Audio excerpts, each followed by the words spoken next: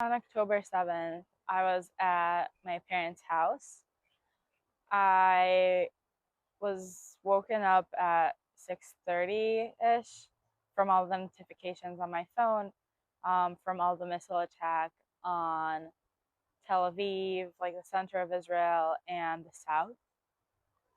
And when I first looked at those notifications, it just felt like it was something else. It's not just a regular missile attack, but it's something bigger. And I don't really know how to explain it, but I just felt like we're going into war. And I woke up from my bed. I went into the living room to turn on the TV. My parents joined me, and you just start seeing all those things on TV about what's happening, but you don't really have all the pieces of information yet because, again, it was still early. And the only thing that you can do is try and look for any information that you can anywhere else. So I started looking through Telegram channels, and I joined this Telegram group that basically Hamas, well, I didn't know it back then, but Hamas was posting the videos and photos of what they're doing in the army bases and the kibbutzim. And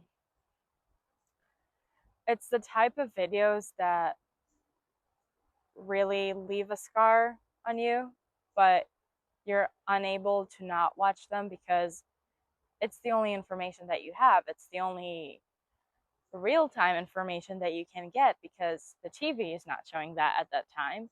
And obviously, they wouldn't want to share those stuff because it would just create more panic. And we didn't really know what was happening back then or what we're about to go into. And so you just rely on those videos. And one of the first videos I saw, and one of the first videos that Hamas posted was in the base Nachaloz.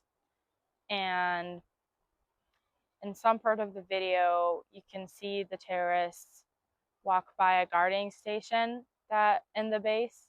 I could see there someone who I grew up with. His name is Dor Lazimi, Zichrono Livracha. And Dor and I, we went to the same kindergarten, and we went to the same youth movement, and we were together in high school as well. We weren't close friends, but I did know him, and me and my friends were good friends with his older brother.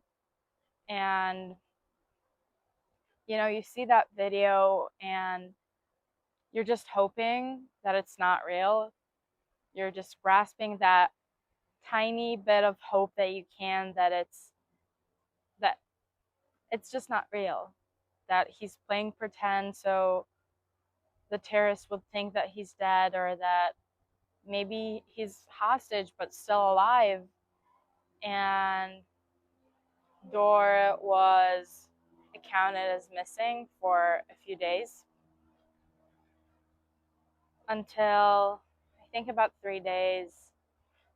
The IDF came to his family's house, which we visited during that time, just like throughout those few days to be there with his family.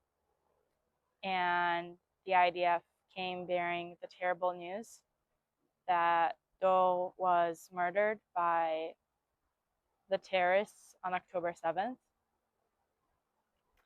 And even though I kind of knew that was coming, you can't really prepare yourself for that. And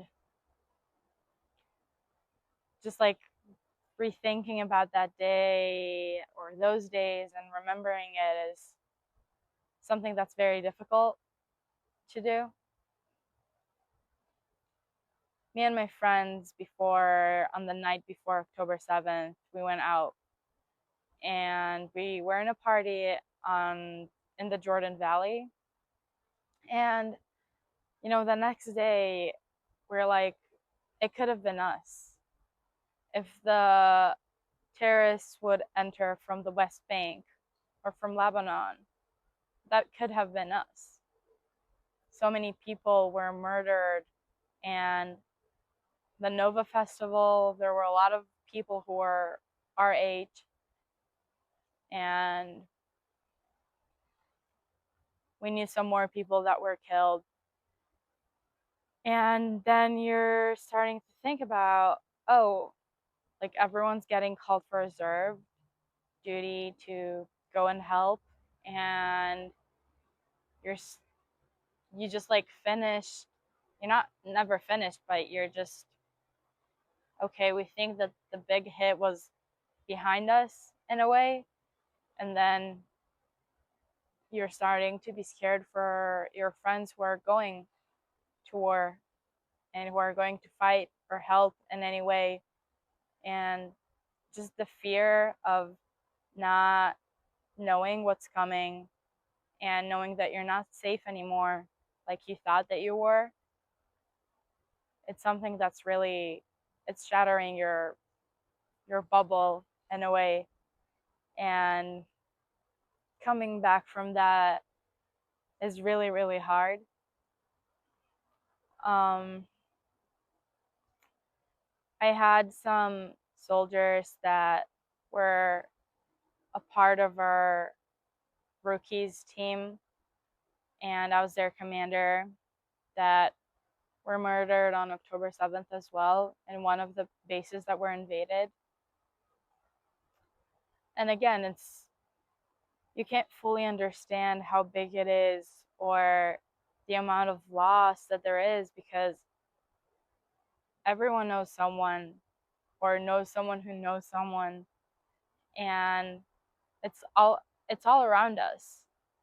And I think that the hardest thing for me is that it's not over yet, and we don't know when it's over, and we still have 48 hostages in Gaza, and I just wish that all the hostages would come back home as soon as possible, and that we wouldn't know any more loss, and that we would honor the lives that were lost on October 7th and ever since.